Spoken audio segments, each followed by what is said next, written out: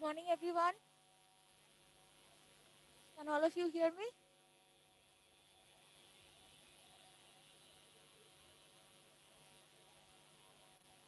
সবাই শুনতে পাচ্ছেন? Okay. So, Hello, Uttar. yes, Happy. Surya Bhavan. I can And hear you. okay, okay. Okay. হ্যাঁ শোনা যাচ্ছে কল্যাণী থেকে। Okay. Thank you. আচ্ছা, তাহলে আমাদের আজকের ক্লাস আমরা যেটা করব সেটা হচ্ছে idioms আর phrases এর উপর। ওকে? তো আমরা তো এক্সাম সেন্ট্রিক আলোচনা করছি। যেগুলো যেরকম ধরনের কোয়েশ্চেন্স আসে পরীক্ষাতে সেগুলো নিয়ে আমাদের আলোচনা চলছে। তার মধ্যে WBCS এ বলুন কিংবা এসএসসি, সিজিএল, সিএইচএসএল এই পরীক্ষাগুলোতে একটা খুব ইম্পর্টেন্ট যেই টপিক থেকে আমরা প্রশ্ন পাই সেটা হচ্ছে ইডিয়মস অ্যান্ড ফ্রেজেস। ওকে, তার মানে কিছু মানে খুব চলতি ভাষায় বলতে গেলে ইডিয়মস অ্যান্ড ফ্রেজেস বলতে বোঝাই যে ধরুন আমরা যেরকম একটা শর্ট ফ্রেজ মতো থাকবে কিন্তু তার একটা স্পেশাল মানে কিছু থাকবে। ওকে, তো আপনাদেরকে ওটার সিগনিফিকেন্সটা বুঝে সেই অনুযায়ী প্রশ্নের উত্তরটা করতে হবে। তো এরকম অনেক ইডিয়মস অ্যান্ড ফ্রেজেস এর কন্টেন্ট আপনারা তো আপনাদের যে বইগুলো ফলো করছেন তার মধ্যে পেয়ে যাবেন। ইন্টারনেটে অনেক কিছু অ্যাভেলেবল আছে, কিন্তু তাছাড়াও আমরা আজকে যেগুলো ডিসকাস করবো, মেনলি আমরা আজকে যে ডিসকাস করবো সেটা হচ্ছে এই পরীক্ষা যেগুলো বললাম সেই পরীক্ষার লেভেল উপযুক্ত যেরকম প্রশ্ন আসে বা যেরকম ভাবে প্রশ্ন আসে সেরকমগুলোই আমরা আজকে আলোচনা করব। ওকে, সো লেট আস সি।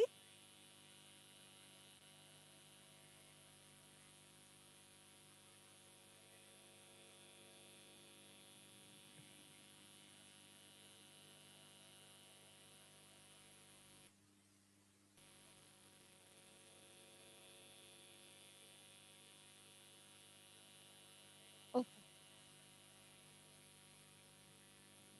তো এখানে আমরা প্রশ্নটা দেখতে পাচ্ছি যেরকম আসে, সবসময় যে এরকম আসে তা না, বিভিন্ন ভাবে আসতে পারে। মানে এখানে আপনারা পাচ্ছেন হচ্ছে এমন একটা কোয়েশ্চেন এখানে বলা আছে, in the questions each of four alternatives are given for the idiom or phrase. Choose the alternative which best expresses the meaning of the idiom and phrase. তার মানে প্রশ্নে একটা ইডিয়ম বা ফ্রেজ দেওয়া আছে, আপনাদেরকে এটা পড়ে বুঝে এটার সঠিক মানে কি হতে পারে সেটা যেই চারটে আনসার অপশন দেওয়া আছে সেখান থেকে এই চারটে অল্টারনেটিভের মধ্যে একটাকে চুজ করতে হবে। ঠিক আছে, this is one type of question that comes. You can also get idioms and phrases related questions in fill in the blanks, okay, or in sentence improvements. All right. আচ্ছা, ব্যাংকিং এর পরীক্ষা যেগুলো হয় সেগুলোতে খুব যে ইডিয়ম অ্যান্ড ফ্রেজেস থেকে আসে তা না, কিন্তু সেখানেও কিন্তু দেখা গেছে সেন্টেন্স ইমপ্রুভমেন্ট বলে এক ধরনের কোয়েশ্চেন ব্যাংকিং এর এক্সামিনেশন যেগুলো হয়, মানে আইবিপিএস অথবা এসবিআই, ক্লারিক্যাল, পিও ইত্যাদি, সেখানে সেন্টেন্স ইমপ্রুভমেন্ট বলে এক ধরনের প্রশ্ন আসে। মানে কি হয়, একটা সেন্টেন্স দেওয়া থাকে, তার একটা পার্ট হাইলাইটেড থাকে। ঠিক আছে, এবং আপনাকে বলা থাকবে যে এই যে হাইলাইটেড পার্ট, শুধুমাত্র যে কোয়েশ্চেনের সেন্টেন্সটা আছে তার হাইলাইটেড পার্টে একটা গ্রামাটিক্যাল মিস্টেক থাকলেও থাকতে পারে। ঠিক আছে, যদি আপনারা এসবিআই এর পরীক্ষা দেন, এসবিআই তে যেমন গ্রামাটিক্যাল মিস্টেকের সাথে সাথে স্পেলিং এররও দেওয়া হয়, বহুবার পরীক্ষায় এসছে, তো সেরকমও কিছু হতে পারে। তো যদি মিস্টেক থেকে থাকে, এবারে আপনাদেরকে কি করতে হবে যে সেইটার জন্য, মানে শুধু ওই হাইলাইটেড পার্টটা রিলেটেড চারটে অপশন থাকবে, যদি ওখানে একটা কোনো মিস্টেক থেকে থাকে তাহলে চারটে যে ওটার সুটেবল অপশন কি হতে পারে সেরকমের একটাকে আপনাদেরকে চুজ করতে হবে। আবার এটাও হতে পারে যে যেই পোর্শনটা হাইলাইটেড কোয়েশ্চেনের মধ্যে সেটার মধ্যে কোনো ভুল নেই, কোনো মিস্টেক নেই। ঠিক আছে, তাহলে চারটে অপশন আছে আছে থাকুক। আমার উত্তর তাহলে কি হবে দেখবেন, ফিফথ একটা অপশন থাকে যেটা হচ্ছে নো কারেকশন রিকোয়ার্ড। ওকে, এগুলোকে বলে সেন্টেন্স ইমপ্রুভমেন্ট। আমরা সেন্টেন্স ইমপ্রুভমেন্ট নিয়ে আলোচনা করব, আমাদের ক্লাসেস হবে সেন্টেন্স ইমপ্রুভমেন্ট নিয়ে। তো তাও আপনাদেরকে একটা আইডিয়া দিয়ে রাখলাম আমি। তো সেইখানেও কিন্তু দেখা গেছে ইডিয়মস অ্যান্ড ফ্রেজেস রিলেটেড প্রশ্ন আপনারা পাচ্ছেন, ব্যাংকিং এর পরীক্ষাতে আসে। অ্যান্ড অ্যাজ আই সেড কি, যেহেতু কনসেপ্টটা আপনারা জানাই থাকছে, তো যেরকম ভাবেই আসুক না কেন, এরকম ধরনের প্রশ্ন হলো কিংবা সেন্টেন্স ইমপ্রুভমেন্ট হলো or fill in the blanks হলো, আপনারা দেখে মানেটা বুঝে অ্যাকর্ডিংলি উত্তর করবেন। প্রথম প্রশ্নটা কি আছে দেওয়া আছে আমাদের এখানে, ফ্রেজটা হচ্ছে blow one's trumpet. Okay, blow one's trumpet. If you don't know what a trumpet is, it is a musical instrument. ঠিক আছে, একটা মিউজিক্যাল ইনস্ট্রুমেন্ট হচ্ছে ট্রাম্পেট। তো ব্লো যেমন ওই বাঁশি বা হর্ন যেরকম ব্লো করা হয়, সেরকম ট্রাম্পেট ব্লো করা হয়। তো মানে এরকম শ্বাস দিয়ে যে ইনস্ট্রুমেন্টটা বাজানো হয়। তো ব্লো ওয়ান্স ট্রাম্পেট যদি আমি বলি, সেটার ইডিওম্যাটিক মানেটা কি, সেটা কি হতে পারে, কে আমাকে বলবেন? এখানে অপশন কি কি আছে দেখা যাক। To praise another, 2 number to praise a leader, to praise oneself, আর টু প্রেজ আ কমিউনিটি। কি হবে উত্তরটা, আপনাদের কি মনে হচ্ছে? Very good, absolutely correct. এটার উত্তর হচ্ছে টু প্রেজ ওয়ানসেলফ। ঠিক আছে, মানে হচ্ছে নিজের প্রশংসা নিজেই করা। সেটাকেই আমরা যদি ইডিওম্যাটিক ওয়েতে এক্সপ্রেস করি তাহলে কি বলবো? To blow one's trumpet. Alright, আমি যেটা করব, আপনাদেরকে আমি প্রত্যেকটা, এই যে আপনারা দেখতে পাচ্ছেন এখানে তো প্রশ্নগুলো আসছেই, কিন্তু এটা তো কোনো সেন্টেন্সের মধ্যে দেওয়া নেই, জাস্ট ফ্রেজটা বলা আছে। So I am going to make you write sentences. All of you, please note down sentences that I'm going to tell you. For all these, I'm going to tell you one sentence. So for this one, please write down, I don't like to blow, I don't like to, I don't like to blow my own trumpet. এই যে এইটা চলে এলো, blow one's trumpetটাকে his, her, নিজের, যে কোনো ভাবে বলা যেতে পারে। ঠিক আছে, ওয়ান্স যখন দিয়েছে, এই ওয়ান্সটাকে আপনারা নিজেদের মতন যেরকম ভাবে ইচ্ছা সেন্টেন্সে বসাতে পারেন। Your own trumpet, his trumpet, her Trump, মানে যে নিজের প্রেস করছে তার অ্যাপ্রোপ্রিয়েট প্রোনাউন আপনারা ইউজ করলেন। যেমন আমি এখানে বললাম, I don't like to blow my own trumpet. ঠিক আছে, কমা দিয়ে, but the room I decorated, but the room I decorated looks fabulous. Okay, the room that I decorated looks fabulous. মানে আমি কি বোঝাতে চাইলাম, আমি নিজের প্রশংসা নিজের মুখে করতে চাই না, কিন্তু ঘরটা যে আমি সাজিয়েছি সেটা দারুণ হয়েছে। ঠিক আছে, তো এরকম ভাবে বলা যেতে পারে যে আমি নিজের প্রশংসা নিজের মুখে করছি না, কিন্তু আমি যে ঘরটা সাজিয়েছি, বা আমি যে রান্নাটা করেছি, বা আমি যে একটা কবিতা লিখেছি সেটা দারুণ হয়েছে, দুর্ধর্ষ হয়েছে। ঠিক আছে, তো অনেক সময় এরকম হয় না যে প্রশংসাই করা হচ্ছে, কিন্তু নিজেরই সেলফ প্রেজ করা হচ্ছে, কিন্তু ওই আর কি একটু মানে বিনয়ের সাথে বলার জন্য যে I don't want to praise myself, or I don't want to blow my own trumpet, but whatever I did was excellent, fabulous, great. Okay, anything of that sort. So this could be a possible sentence. Coming to the next one, stick to his guns. Stick to his guns. এটার মানেটা কি?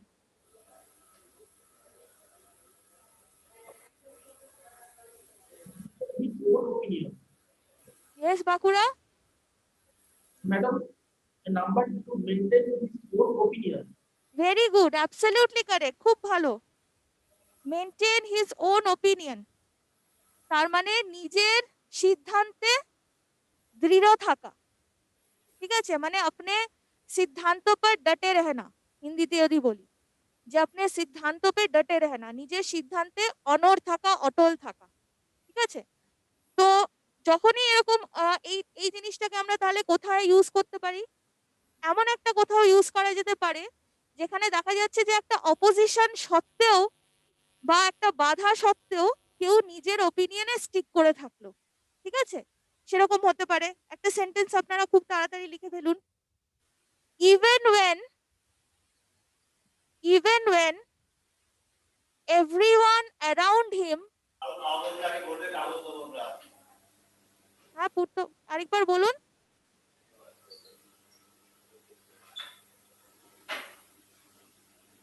শুনতে পাচ্ছেন আপনারা? পূর্ত ভবন থেকে শোনা যাচ্ছে? হ্যাঁ ম্যাডাম, শোনা যাচ্ছে। ঠিক আছে, আপনারা সেন্টেন্সটা লিখুন। হ্যাঁ, even when everyone around him opposed him, even when everyone around him opposed him, he stuck to his guns.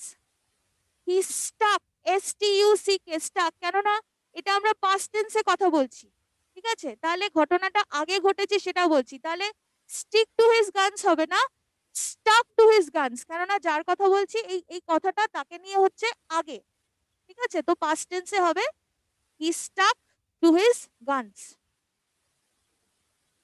ওকে, তাহলে সেটা হয়ে গেল একটা সেন্টেন্স। আপনাদেরও যদি মনে কিছু আসে কোনো সেন্টেন্সের বা সাজেশন যদি আপনাদের থাকে, প্লিজ লেট মি নো। ওকে, আচ্ছা, তাহলে দুটো হয়ে গেল। এবার আমরা 3 নম্বর প্রশ্নে চলে যাই।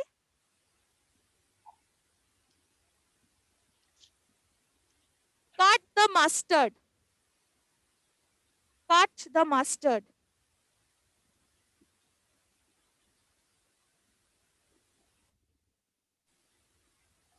কাট দ্য মাস্টার্ড এটা মানে কি? শিলিগুড়ি পূর্ত ভবন উত্তর চাই, অথবা আসানসোল।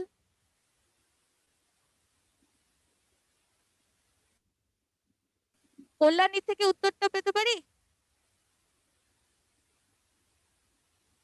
প্লিজ ট্রাই, ভুল হোক তাও চেষ্টা করুন। কি মনে হচ্ছে কি হতে পারে? To perform well. টু বলুন। Well. To perform well, absolutely correct, একদম ঠিক। বাঁকুড়া আজকে খুব ভালো উত্তর দিচ্ছেন, সব correct. Bankura is on a hat-trick, আমি 3টে কারেক্ট উত্তর পেয়ে গেছি। এবার কিন্তু আমার অন্য কারোর থেকে উত্তর চাই। আচ্ছা, তাহলে মানেটা হচ্ছে টু পারফর্ম ওয়েল।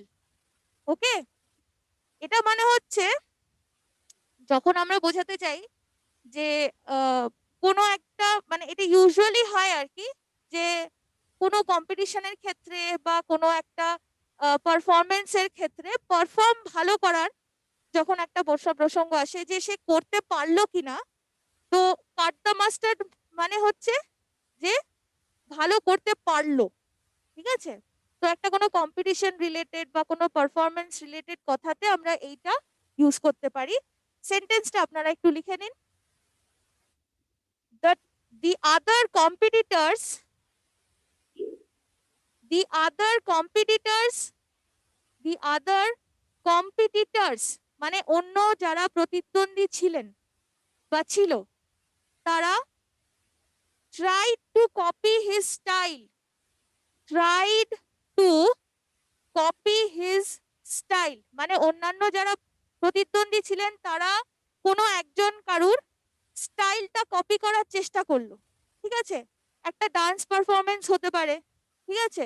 অথবা সাপোজ একটা ফ্যাশন ডিজাইনিং এর কম্পিটিশন হচ্ছে, ঠিক আছে? তো সবাই নিজেদের একটা করে কিছু একটা ড্রেস বা কিছু একটা বানিয়েছেন, হ্যাঁ, সেরকম ধরনের একটা কিছু কম্পিটিশন হতে পারে। তো একজনেরটা দেখে বাকিরা কপি করার চেষ্টা করলো, একজনের যেরকমটা হচ্ছিল ব্যাপারটা সেটা দেখে অন্যরা সেরকম ভাবে নিজেদেরটাও করার চেষ্টা করলো, কপি করার চেষ্টা করলো।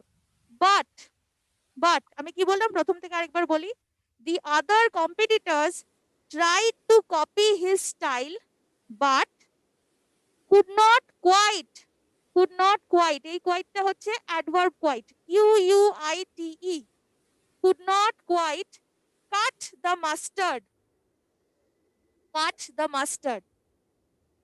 কিন্তু ঠিক তারা অ্যাচিভমেন্টটা তারা করতে পারলো না, মানে তারা পারফর্ম অত ভালো করতে পারলো না, ঠিক আছে? বা ইমপ্রেসিভ একটা পারফরমেন্স দিতে পারলো না, সেটাও হতে পারে। ওকে, আচ্ছা। তারপরে নাম্বার 4, পুল দ্য প্লাগ। কে বলবে? পূর্ত ভবন অথবা Siliguri? Yes, Siliguri.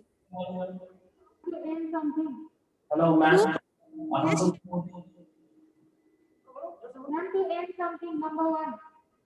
Yes, absolutely correct, absolutely correct, Siliguri. To end something, একদম ঠিক। পুল দ্য প্লাগ মানে কোনো একটা জিনিস যেটা চলছিল সেইটা থামিয়ে দেওয়া বা সে এন্ড করে দেওয়া। এটা ইউজুয়ালি কোন কোন ক্ষেত্রে হয় সেটা আপনাদেরকে বলে দিচ্ছি। ধরুন কোনো ফান্ডিং এর ক্ষেত্রে, ঠিক আছে, সাপোজ কাউকে একজন কোনো একটা প্রজেক্টে কিছু টাকা ফান্ড করা হচ্ছে, কেউ একজন স্পন্সর মানে করছেন আর কি। তো যে স্পন্সর করছে সে হয়তো ওই স্পন্সরশিপটা ক্যান্সেল করে দিল, স্টপ করে দিল, ঠিক আছে। বা অনেক সময় অ্যালাউয়েন্সেস এর ক্ষেত্রেও এটা দেখা যায় যে অ্যালাউয়েন্সেস স্টপ করে দেওয়া হলো, ঠিক আছে। বাবা মারা অনেক সময় এক্সেসিভ পকেট মানি নিয়ে নিচ্ছে ছেলেমেয়েরা, বা চাইছে, বা অনেক আহ, আহ, বাজে খরচা করছে ইত্যাদি। তখন বাবা মারা কি করতে পারে? পুল দ্য প্লাগ মানে তাদেরকে যেই রেগুলার অ্যালাউন্সটা পকেট মানি হিসেবে দেওয়া হয় সেটা থামিয়ে দেওয়া, কাট করে দেওয়া। তো এই ধরনের ক্ষেত্রে যে যেখানে একটা regular steady flow of resources আছে, সেই জিনিসটাকে থামিয়ে দেওয়াটাকে কিন্তু পুল দ্য প্লাগ দিয়ে খুব ভালোভাবে বোঝানো যায়। ওকে, সেন্টেন্স একটা আপনারা লিখে নিন। The bank decided, the bank decided to pool the plug, two pool the plug on the project, on the project. The bank decided to pull the plug on the project. তার মানে bank একটা প্রজেক্টকে fund করছিল, ঠিক আছে, সেই ফান্ডিংটা bank বন্ধ করে দিল, কাট করে দিল, তার মানে পুল দ্য প্রজেক্ট, ঠিক আছে। ওকে, অনেক ক্ষেত্রে এটা হয় যখন বোঝা যাচ্ছে যে যেই হাতে টাকাগুলো যাচ্ছে বা যেই জন্য অনুমোদনটা দেওয়া হচ্ছে সেইটা হয়তো অত ভালো ফল দেবে না বা প্রফিটেবল হবে না কোনো একটা কিছু। এই যে বললাম প্রজেক্টটা, সেটা হয়তো প্রফিটেবল হচ্ছে না বা ভালো হতে পারবে না কোনোভাবে। তো সেটা বুঝে যেখান থেকে ফান্ডিংটা আসছিল সেটা বন্ধ করে দেওয়া হলো। So that is basically two pool the plug.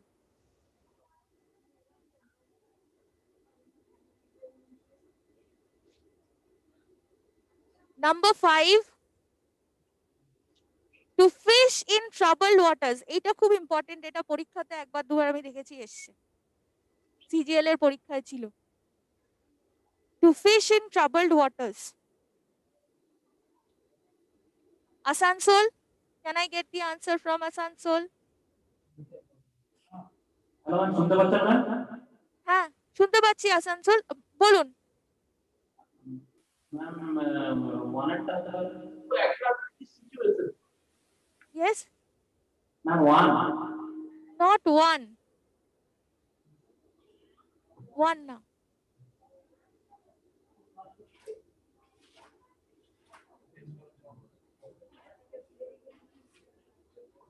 Madam, এটা মিনিংটা অস্বস্তিকর অবস্থা। Piece in troubled water. না, সেটা ঠিক না। আপনারা এটা ধরুন, যদি বাংলায় ভাবুন যে ঘোলা জলে মাছ ধরা। Trying to make a profit out of disturbance. Yes, absolutely correct, very good. কোথা থেকে পেলাম উত্তরটা? পূর্ত ভবন। পূর্ত ভবন ma'am. Absolutely correct, to make a profit out of disturbance. ঠিক আছে, বাংলা একটা প্রবাদ আছে না, ঘোলা জলে মাছ ধরা, it is something like that. Okay, আচ্ছা। তো আমি একটা সেন্টেন্স বলছি, সেন্টেন্সটা আপনারা লিখুন, তাহলে বুঝতে পারবেন কোন কনটেক্সটে এটা ইউজড হচ্ছে। He is, write down, he is fishing in troubled waters, fishing in troubled waters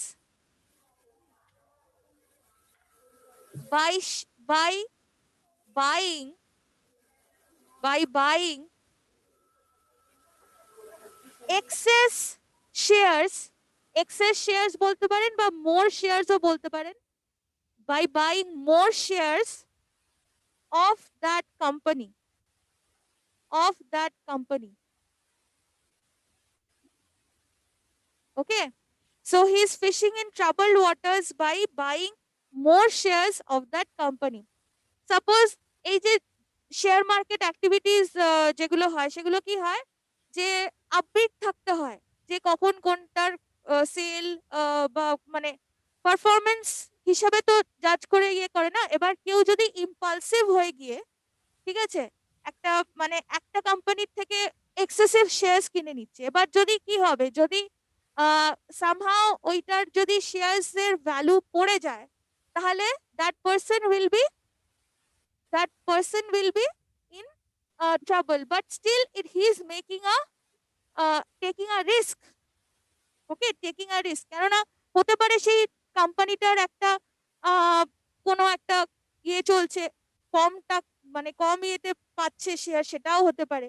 তো একটা মানে in a situation which is not steady অথবা নট সেফ, এরকম একটা সিচুয়েশনের মধ্যে থেকে কেউ যদি কিছু প্রফিট আর্ন করার চেষ্টা করে, there is a risk involve, of course, সেটাই বললাম। কিন্তু হতে পারে যে অনেক বেশি প্রফিটও আর্ন হয়ে যেতে পারে। তো একটা সিচুয়েশন অফ ডিস্টারবেন্স থেকে প্রফিটেবল কিছু আহ ইয়ে করা, এক্সট্রাক্ট করা is fishing in troubled waters. ঠিক আছে, সো একটা রিস্ক ফ্যাক্টরের ব্যাপার আছে, যার জন্যই ট্রাবলড ওয়াটার্স বলেছে। ঠিক আছে, ট্রাবল ওয়াটার্স মানেই হচ্ছে যে there is a risk. Okay, আচ্ছা, then coming to number 6, pros and cons কি হবে? Advantages and the disadvantages. Very good, একদম বাঁকুড়া ঠিক উত্তরটা দিয়েছে। Advantages and disadvantages, pros and cons. Pros and cons তো আপনারা অনেক ক্ষেত্রেই শুনেছেন, তাও আমি একটা বলছি যে after hearing you can write something like this, that I shall hear, right, please write down, I shall hear all the pros and cons of the matter before I make a decision.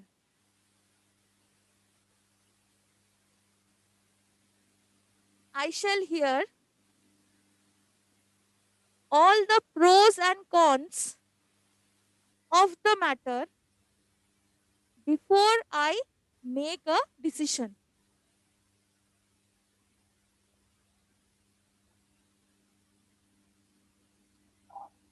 ঠিক আছে, suppose I want to invest in a certain fund or something, a mutual fund or something like that.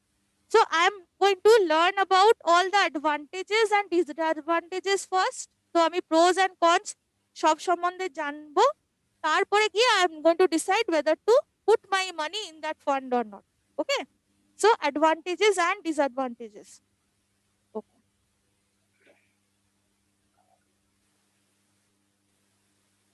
Next one, number 7, once in a blue moon. এটা তো খুব সহজ, কে বলবে? Malda or Kolar? Option 1. Absolutely. Option 1, very rarely. Once in a blue moon. ঠিক আছে, মানে যেই জিনিসটা খুব রেয়ারলি ঘটে। ওকে, যে মানে খুব মানে রেয়ার যেই ঘটনাটা ঘটে। তো একটা সেন্টেন্স বলছি, please write down, an event of this magnitude, an event, আমি লিখে দিচ্ছি, an event of this magnitude, magnitude মানে হচ্ছে এই লেভেলের, ঠিক আছে, এই পরিমাণের। of this magnitude মানে হচ্ছে মানে এতটা বিশাল আকারের বা এই হাইটের বা এই লেভেলের। event of this magnitude only happens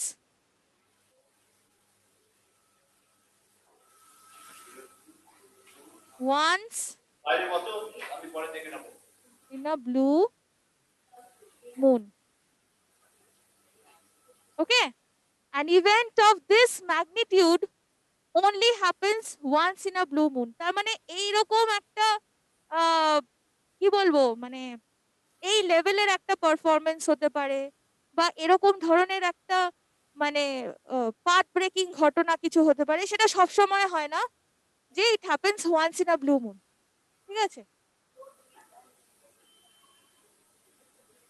suppose একটা মিটিওর ফল হলো, ঠিক আছে, বা যেটা যেই জিনিসটার খুব রেয়ারলি হয়, সেই জিনিসগুলোকে বলা যেতে পারে once in a blue moon. আচ্ছা, দেন নাম্বার 8, হ্যাঁ বলুন। Option 3. Option Okay. 3. Fish out of water, আপনি বলছেন অপশন 3, তাই তো? কি আছে দেখে নি, dehydrated, comfortable position and uncomfortable position. Absolutely correct. Option 3, an uncomfortable position. ঠিক আছে, তার মানে একটা অস্বস্তিকর পরিস্থিতি। ঠিক আছে, মাছকে জলের বাইরে বের করলে কি হবে? That person, that fish is going to, you know, will not be able to survive or will have problem breathing or staying alive, তাই না? একটা একটা কষ্টের সিচুয়েশনের মধ্যে পড়ে যাবে। That is an uncomfortable position. তো রিয়েল লাইফে আমাদের সাথে অনেক সময় এরকম হয় যে একটা আনকমফোর্টেবল পজিশনে পড়ে গেছি, এবং সেটাকে বলা যেতে পারে ফিশ ইন ওয়াটার, মানে একদম খুব ডিস্ট্রেসিং একটা সিচুয়েশনে পড়ে যাওয়াকে বলা যেতে পারে। একটা সেন্টেন্স লেখা যাক।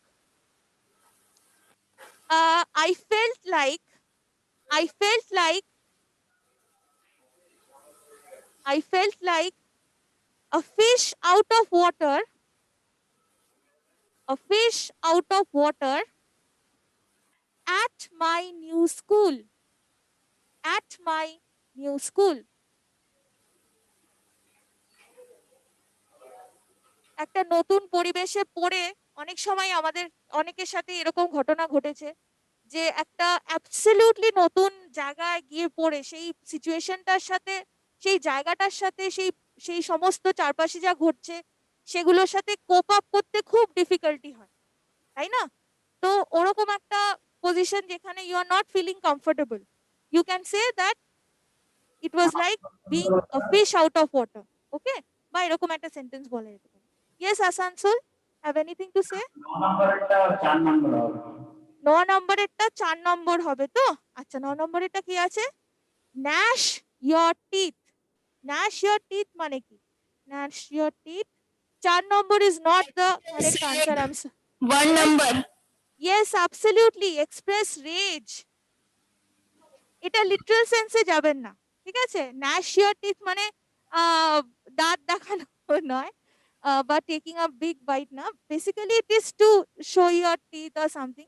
মানে এক্সপ্রেস রেজ মানে ভীষণ রাগ বা বিরক্তি প্রকাশ করার এক্সপ্রেশনটাকে বলা যেতে পারে Nash your teeth.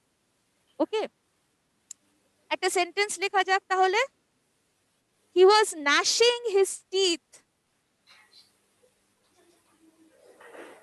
he was gnashing his teeth about something, about something that went wrong, that went wrong at work, that went wrong at work. মানেটা কি? মানে হচ্ছে সাপোজ কারুর কাজ কর্মক্ষেত্রে খুব খারাপ দিন গেছে, ভীষণ বাজে। হয়তো এরকম অনেক সময় বস ভীষণ ভীষণ বকাবকি করেছেন, অথবা একটা প্রজেক্ট ফেল করেছে, খুব রাগ হয়েছে বা কিছু একটা হয়েছে, সেই রাগটাকে প্রকাশ করছে কেউ, তাহলে কি বলবো? বা করছিল। He was gnashing his teeth at something. At something মানে হচ্ছে অ্যাট দ্যাট ঘটনা, ঠিক আছে? অ্যাট দ্যাট ইভেন্ট মানে whatever happen at that thing that went wrong at work. ঠিক আছে, মানে কর্মক্ষেত্রে যেই ঘটনা কিছু একটা ঘটেছিল, ভালো কিছু হয়নি, সেই ব্যাপারে সে রাগটা দেখাচ্ছিল, সেটাকেই বলা হচ্ছে Nash his your teeth, his teeth, what ever.